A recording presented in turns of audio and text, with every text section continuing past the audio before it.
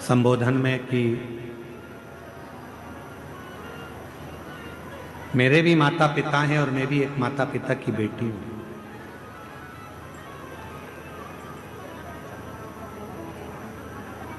और दीदी कह रही थी कि सीहोर वाले महाराज जी कहते हैं कि अपनी प्रत्येक बेटी को अपने माँ बाप को कन्यादान का मौका देना चाहिए। मैं दीदी से कहना चाहूंगा ये कन्यादान का मौका कब मिलेगा? जब माता पिता अपनी बेटी को श्रेष्ठ संस्कार देना प्रारंभ करेंगे तो वो कन्यादान का मौका अवश्य चाहिए। हम मना नहीं करेंगे यार कि आप खूब अच्छे कॉलेज में बेटियों को पढ़ाओ। हमारी दिली तमन्ना होती है, हमारी खुद की इच्छा होती है कि अच्छे कॉलेज में बेटी पढ़े, अच्छी एजुकेशन करे, बड़े से बड़े शहर में रहे, सब कुछ अच्छी नौकरी करे, अच्छी जॉब करे। पर मेरा बेटियों से निवेदन है, इस संसार सागर में बहुत लोग मिलेंगे पर तुम्हारे माता पिता जैसा दुनिया में कोई नहीं मिलेगा जो तेरे लिए हमेशा हित ही चाहते हैं, अहित नहीं। सब मिलेंगे, कोई अपना फायदा। अभी जैसे वो बहन ने लिखा, एक व्यक्ति आया कि तुम्हारी दुकान जल गई, तुम 25 लाख रुपए दे दो मेरे को, मैं तुम्हारी दुकान में माल मंगवा कर भेज दूंगा। पति तो पहले से में पड़े सो तो कहाँ करे। 25 लाख ले गया, मोबाइल बंद कर कर बैठ। ऐसे ढेर मिलेंगे जो तुम्हारा केवल उपयोग करेंगे, थोड़ा धन दिखाएंगे, थोड़ा शरीर दिखाएंगे, थोड़ा वैभव दिखाएंगे और तुम्हें गलत संगति में विकृतियों में लेकर जाएंगे। और एक दिन जब पूर्ण तरह से तुम उसके चुंगल में आ गए, फिर वो तुम्हें बर्बाद कर कर एक दिन मार कर टुकड़े कर कर अटैची में भर कर फेंक देंगे। बहुत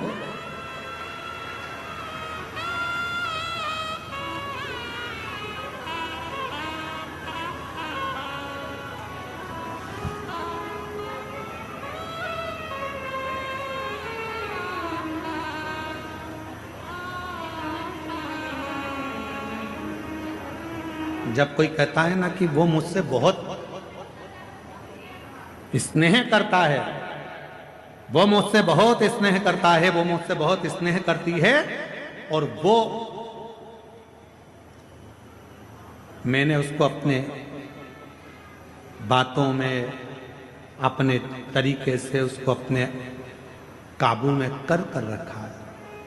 शिव महापुराण की कथा कहती है कि अपने जीवन को ऐसा मत बनाना कि आप किसी के काबू में रहें, आप स्वयं के काबू में रहें। स्वयं एक लाइन याद रखो, मैं चाहे ये करूं, मैं चाहे वो करूं, मेरी। कोई तुमसे कहे कि मंदिर मत जाओ, मुझे पैदा करने वाले मेरे माँ बाप हैं, मुझे पढ़ाने वाले मेरे माँ बाप हैं। कोई तुमसे कहे कि तुम मंदिर मत जाओ, कोई तुमसे कहे शिव पुराण में मत जाओ, कोई तुमसे कहे शंकर का भजन मत करो, कोई तुमसे कहे बाबा बैद्यनाथ का दर्शन करने मत जाओ, कोई तुमसे कहे कहाँ इनके चक्कर में पड़ी हो, क्यों बाबा उनके चक्कर में पड़ी हो, क्यों कथावाचकों के चक्कर में पड़ी हो, क्यों सीहोर वाले महाराज के चक्कर में पड़ी हो, क्यों शंकर के मंदिर में जा रही हो, क्यों पशुपति व्रत कर रही हो, क्यों दरवाजे पर श्री शिवाय नमस्तुभ्यम लगा रही हो। मोहल्ले के लोग, दुनिया के लोग, रिश्तेदार लोग यदि तुम्हारे पास आकर तुम्हें इस तरह का ज्ञान दे तो उनके हाथ जोड़कर कहना, मुझे जन्म देने वाले तुम नहीं हो, मुझे पढ़ाने वाले तुम नहीं हो, मेरी परवरिश करने वाले तुम नहीं हो, मैं मेरे माँ बाप का खाती हूं, अपने विचार से जीती हूं, मैं किसी की सुनती हूं। क्यों सुने हम, क्यों विचार करें?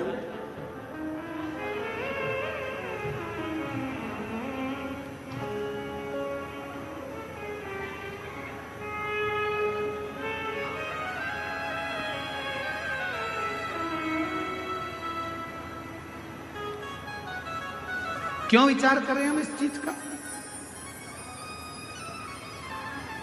ये सब विचार नहीं है, हम किसी के कहने पर नहीं चलते। हम तो बाबा के भरोसे चलते हैं, हम तो बाबा के भरोसे चलते हैं। ये